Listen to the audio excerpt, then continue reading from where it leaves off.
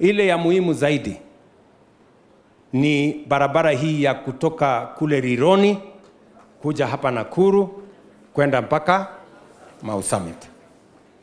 Na nataka mnisikize kwa makini. Mimi nilikuwa tayari kuja kuanzisha hiyo barabara mwezi uliopita. Lakini wakati nilipatiwa taarifa yake, nikasema irekebishwe. Kwa sababu gani nilisema irekebishwe? Ilionekana ya kwamba tukitengeneza dual carriage, badala ya leni mbili tuweke leni 4. Hiyo leni 4 ingejaa kwa miaka 9. Tungekuwa na msongamano tena in another 9 years. Sasa nikasema wacha tubadilishe, tuongeze leni nyingine. Hiyo mnanielewa? Sasa kutoka Rironi tutatengeneza leni 8. Mnanielewa? Tutatengeneza leni 4 barabara hiyo ya juu. Sawa sawa? Na tutatengeneza leni nyingine 4 kupitia barabara ya Mai Mahiu kuteremka chini ikutane na Naivasha. Sawa sawa?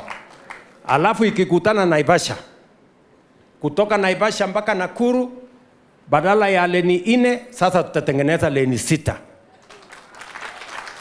Hii mnanielewa? Kwani mnafikiri ile Ulaya mnaenda mnaona barabara imekaa sijui kama nini, unafikiri inajengwa namna gani? Inajengwa namna hiyo? Na akili? Ama? Alafu sasa tumesema hiyo barabara pia hatutaki ikuje ikwame hapa nini? Hapa Mau Summit. Tunataka moja iende mpaka Eldoret, iende Malaba. Na hii ingine iteremuke, iende Kericho, iende Kisumu, ikutane tena Malaba. That's what we want. Sawa sawa?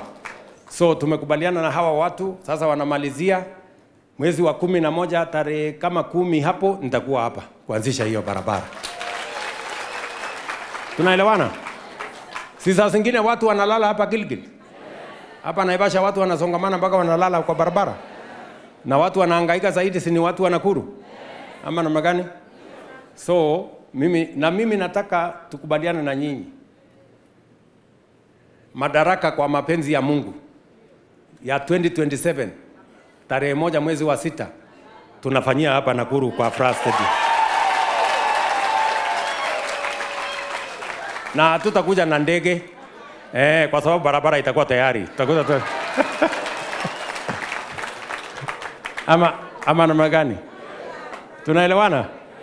Tuendelee ama tuendelee?